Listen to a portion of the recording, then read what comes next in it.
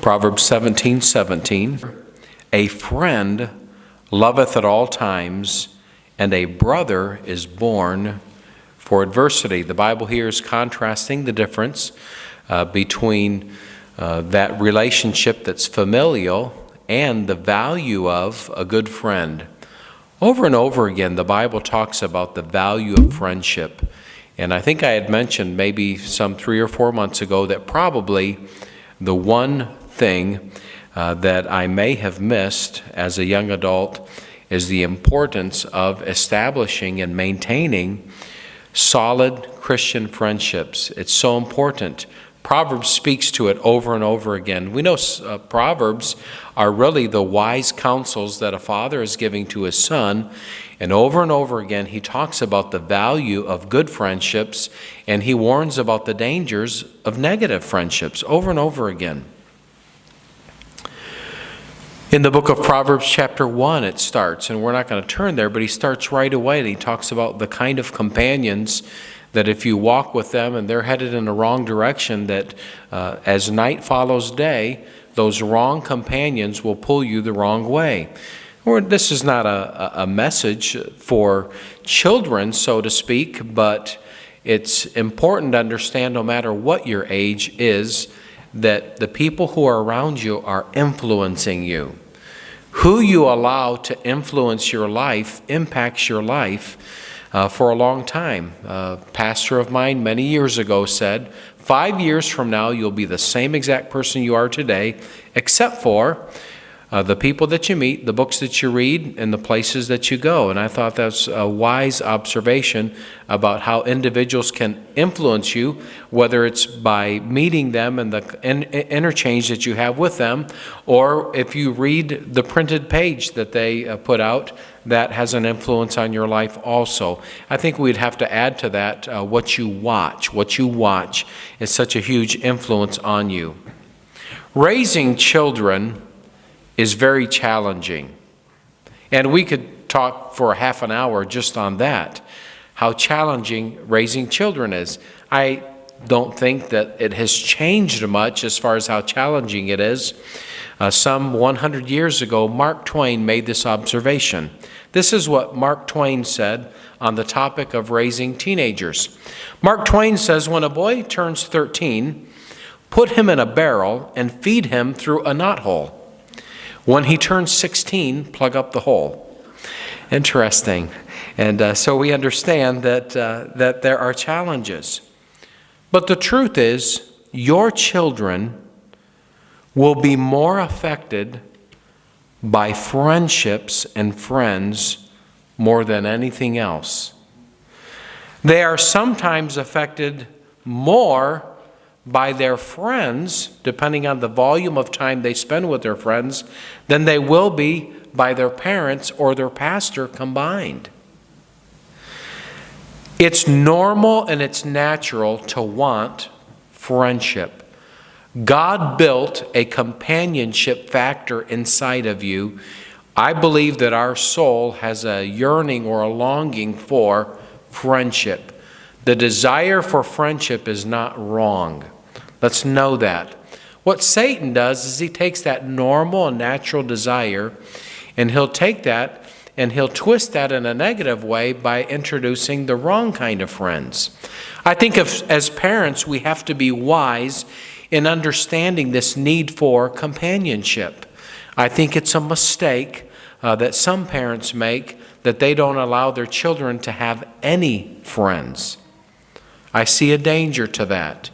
And I think that with some wise counsel and some wise oversight, that friends ought to be a part of a child's life as they grow up. I want to make these are just some general observations about your children as they grow and their friends. I want to make an observation also that the younger that your children are, the less difference there is between your children and the people that they are exposed to. We're talking about, maybe 6 months or even a year old. There's not going to be a whole lot of difference. The older a child gets, I think it's more important to oversee who they're exposed to, because then that other child, consequently has more exposure to other influences. So the older they get, exponentially, the more influence they've had on their life, and so the difference. So when you have two children, let's say two children in the nursery, who cares if they're rolling around on the floor gnawing on the same rubber ducky? It doesn't really matter that much. But then as they get older, what they're watching at home, the other friends they're exposed to, even sometimes when a parent allows their children to be exposed to certain adults, that influences the child as well. And so that difference at 1 year old may be about right here, but at 12 years old it may be like this. At that point, the way that they've been raised, the things that they're allowed to have at home. I remember when I was in the inner city of Chicago doing bus ministry, it was just at the time when it just became normal or popular, I guess, for kids to have their own TV in their room. And I thought, oh my goodness, hell is looming, because children have their own TV in their room. But that just shows the difference between what some parents would allow versus what others would allow. Teenagers want and desire friends. Children do as well. I believe the deepest need that all of us have, whether young or old, is to have enduring friendships. And I think we ought to cultivate proper friendships. Companionship. A true friend is a great treasure, but the wrong kind of friend is the greatest danger that a child could possibly have. There are two categories of friends. There are two categories. There are casual friends, and then there are close friends. Casual friends, close friends. I think all of us could probably divide all of our friendships or relationships into those categories. A casual friend is somebody, maybe you know them, or you say, yeah, I go to school with, and you'll say somebody you go to school with. What it means is you know their name, you know what they look like, but you've never really sat down and had a conversation with them, probably never shared a meal, never been anywhere with them. They've never been over to your house, you've never been to their house. Casual friends. When I was growing up, I had a lot of friends that attended church with us. In my case, we had a very large youth group. And at one time, I think we had 30 or 40 young people in our youth group. It was just a large youth group. So when my siblings will talk about, well, do you remember so-and-so? Remember? I say, oh yeah, they were in the youth group with me, but it's not that they were necessarily a close friend. A casual friend,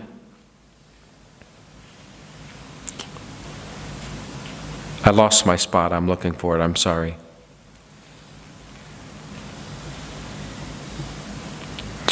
When we're talking about how having friends can either help you or hurt you, generally we're not talking about casual friends or individuals that you know casually, just out and about.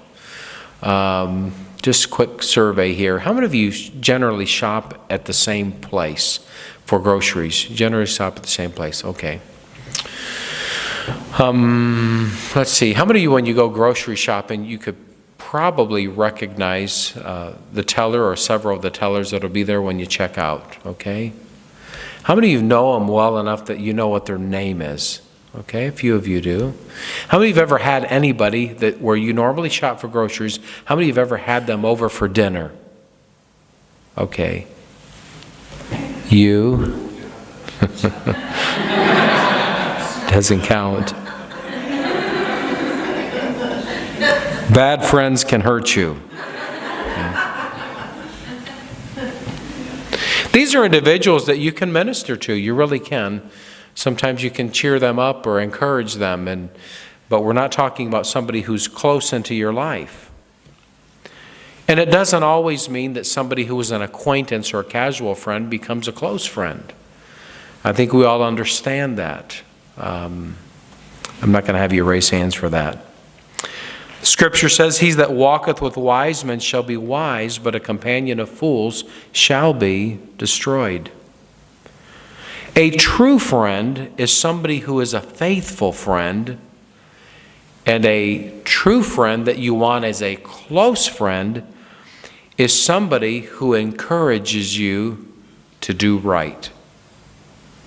You say, how do I know if I have somebody that may be a casual friend right now, but this is the kind of individual who could be a close friend? Very simply, a close friend is somebody, a true friend, that would encourage you to do right. One of the marks of a true friend or a godly friend is whether or not you are a better person for having been with them. And if they are a better person for having been with you. It's not a one-way street. So these are individuals that you encourage and uplift, but they encourage and uplift you as well. A true friend will challenge you.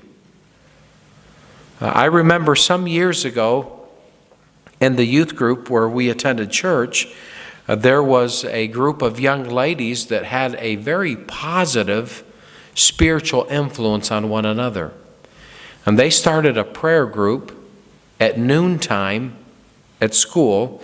Rather than have lunch, they decided they would forego lunch, actually not eat.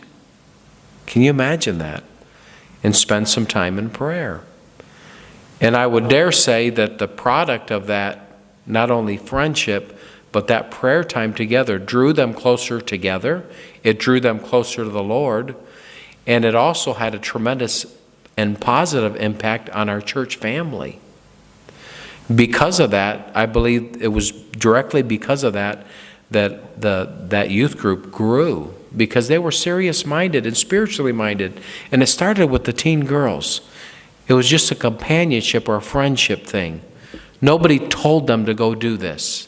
It's just something that they challenged one another to do. That's what we're talking about. There's one of my friends that reached out to me a couple months ago and said, hey, I'm thinking about doing this thing about tracks through Michigan. What do you think? And we talked a little bit about it. And about a month ago, he sent a text and said, hey, we've reached out to, I think they reached out to a couple hundred churches and said, let's do this. I said, yeah, that's a good idea. Let's get involved in this. Now, what is that? Again, it's no different than you having friends, my having friends, that will just challenge us positively for righteousness. So what will the end result of this be? I don't know, but I know this, that he's a good enough friend that calls me that says, hey, I've been burdened about just with as bad as things are and as dark as the world is right now, let's get some gospel light out. I said, man, that's a good idea. I've kind of been slacking myself. So just to challenge ourselves. A true friend spiritually will challenge you. A true friend is strong enough to say, that's wrong, and I love you too much to let that slide. The Bible says in Proverbs 27:17, and I want you to turn there because I want you to see it with your own eyes. I think seeing these verses with your own eyes is so powerful. Proverbs 27 and verse number 17. We're talking about the importance, especially of your children, if you have children, but it serves in a greater way the importance of having proper friends. Proverbs 27:17. Could you read aloud with me? Iron sharpeneth iron, so a man sharpeneth the countenance of his friend. One of the saddest stories in the Bible is found in the book of 2 Samuel, chapter number 13. I'm not going to read the length of it for the sake of the service tonight, but it involves one of King David's sons. He allowed a casual friend to become a close friend. And this close friend gave him bad advice. Eventually, that bad advice that he gave him led one of King David's sons to do a very wrong thing with his own sister, which eventually led to one of the other brothers killing him. And when it was all said and done, there was just some really sad consequences played out in that whole family because one of the brothers had a bad friend. I've mentioned it before, and I thought of it again as I was looking through some photos. I found a photo the other day of my brother and his friend Jimmy. Remember I've mentioned Jimmy? Jimmy and my brother always got into trouble. I don't know if my brother was trouble or Jimmy was trouble, or maybe the two of them together were trouble. I don't know. Maybe it was just that kind of a thing.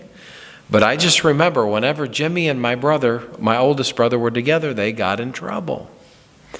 When he wasn't around, that kind of trouble didn't happen. Very similar to 2 Samuel chapter number 13. The son's name was Amnon. He had a wrong relationship with his half-sister Tamar. Jonadab encouraged him in this wrong idea, in this wrong, sinful thing. And for many, many years afterwards, King David's family suffered the consequences of this one statement that has said in the Bible about him. Amnon had a friend. So as parents, we have to understand this from the Bible. Your children will be like their friends. Let's make it real personal. And I know it's kind of tough to say these words, but we're going to say them anyways. We're going to say these words. My children will be like their friends. Will you say that with me? Ready? My children will be like their friends. That is not something I'm saying. It's not something that I'm trying to force on you or make you think in a certain way. That's simply a Bible principle that has never been disproved. Either your children are already like them or they soon will become like them. Oftentimes, when a teenager is asked why they smoke, here's the answer. Well, I had a friend when my mom was 17, a close associate, actually one of her teachers. Can you believe that? Taught her how to smoke. They thought it was cool, and their teacher said, yeah, I'll show you how to smoke, because he smoked. I didn't even add the part where he's a Catholic priest. Let's keep going. Sometimes when a child is asked, look up the statistics, how many children under the age 13 become drinkers. Brother Drew, you looked up some of these statistics. Do you remember?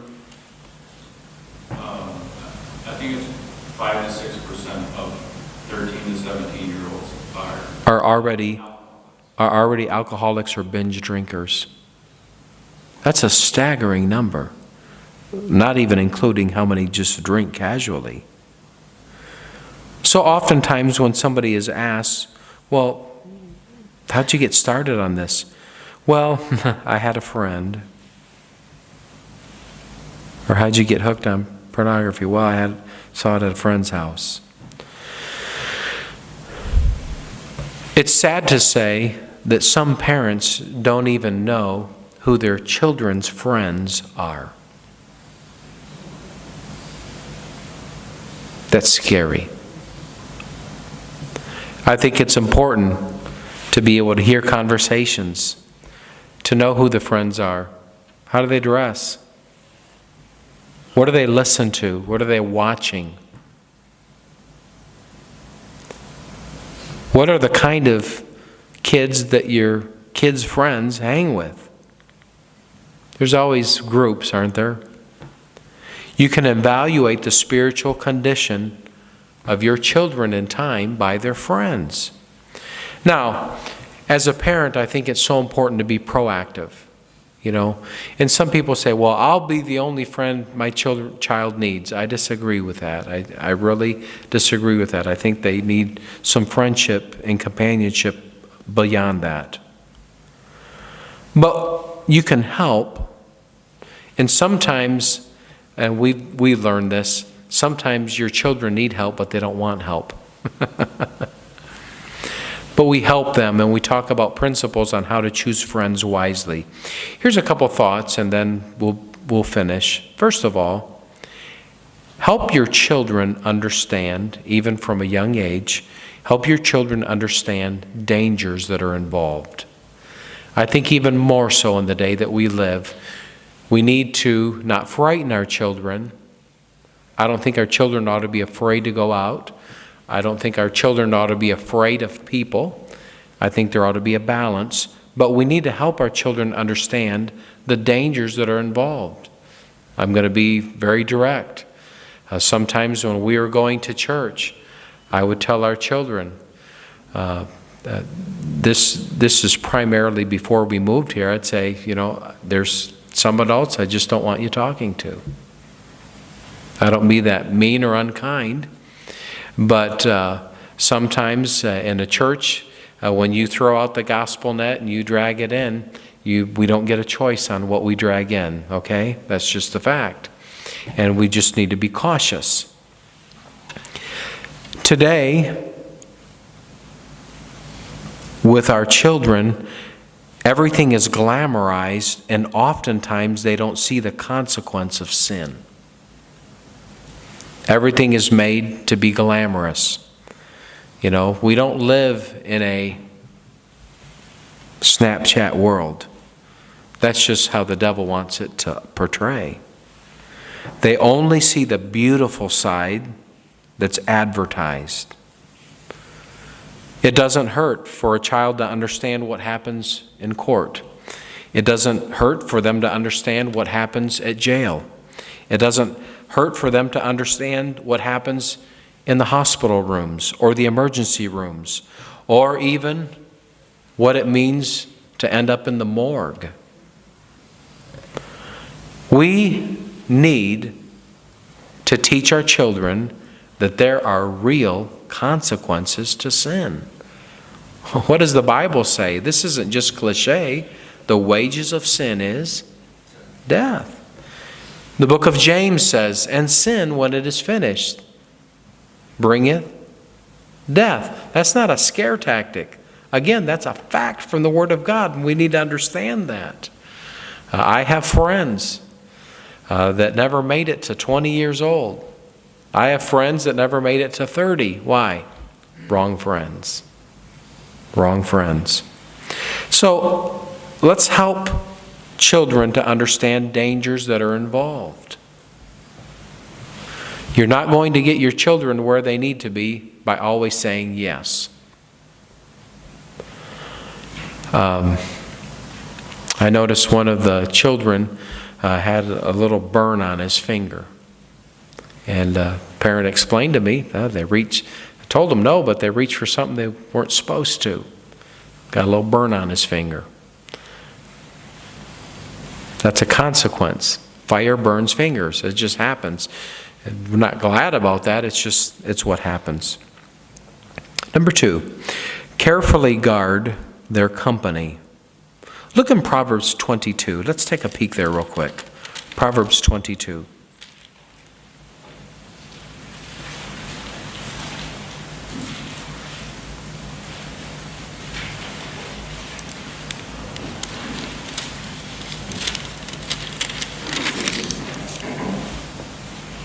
Verse number 10. Let's read it nice and loud. Cast out the scorner, and contention shall go out. Yea, strife and reproach shall cease.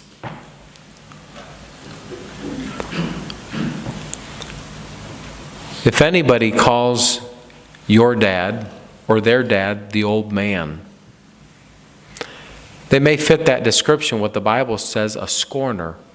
As somebody who's gotten to a point in their life where they're just not interested in following what's right. In fact, they're sometimes the ones that they want to go against anything. They can't make us. They have it's us against them. It's us against the establishment mentality. So we have to guard our children's company. If there's somebody who hangs around and they're bad news, it's okay for a parent to tell a child, no, you're not going over to that person's house. I don't want you to be around that individual. Well, what do I tell them? That I don't want you to be around them. And said this before to our children. I don't care if you make me the bad guy. That's okay. I'll be the bad guy. But I just don't want you to get close or spend time with this individual. You're not going with that person. Well, why not? I really want to. That's okay, but you're just not. I had to tell my children, if I have to choose between being your friend and being your parent, that's a no-brainer. I'll choose to be your parent. I would like to be your friend along with it, but if I have to choose one or the other, I'll choose being your parent anytime. God did not give children parents. He gave parents children. And there's a reason for that. Don't mistake that order. Parents shouldn't try to win a popularity contest. Help your children choose friends. Teach them the why. Number 3. Are we on number 3? Okay, very good. Teach your children the importance of their choices. Now, this is a big deal. And this starts on many other levels, and there's other things that can be connected. For example, if you give 2 of your children $10, and one of them's very impulsive and they blow all their money, by the time you get to the store, they've already spent it, and you've asked them, are you sure you want to spend it? Oh yeah, I want to spend it on this. Then they start to whine and complain about, that they don't have the money. Your other child has said, you know what, I'm going to save my money till I get to the store. And this one already blew their money before they ever got to the store. You do your child a disservice by giving them additional money or feeling bad for them or buying them something when you said you're going to get $10 and that's it. Here's why. Because you are undermining teaching them the importance of choices. I think it's important for you to teach your child choices. We say, here's the choice you made, and so you're just going to have to kind of sit with that consequence. Sometimes the consequences of your choices are awesome. Sometimes the consequences of your choices are not so good. And you think, that wasn't a very good consequence of my choice. I think that I'll make a better choice next time. As parents, we kind of guide that and ask them, how do you feel about that? What do you wish you would have done now? That kind of, I'm not saying rubbing their faces in. I'm just talking about teachable moments. We don't let a 12-year-old go out on a date. That's just not prudent. We need to be wise. Children are maturing and growing. They're not going to be 18 and boom, be mature. We coach them in that process. So we teach them and guide them and work with them. I think it's a mistake when parents make all the choices for the children. I really think that children need to learn to make some choices on their own. They need to learn to spend some of their money. They need to learn what it means to kind of blow their money and then not have any money. Put their hand in their pocket and only feel their leg. They need to learn those consequences. We teach them those things. And that helps mold and guide them. We don't make all of their decisions for them.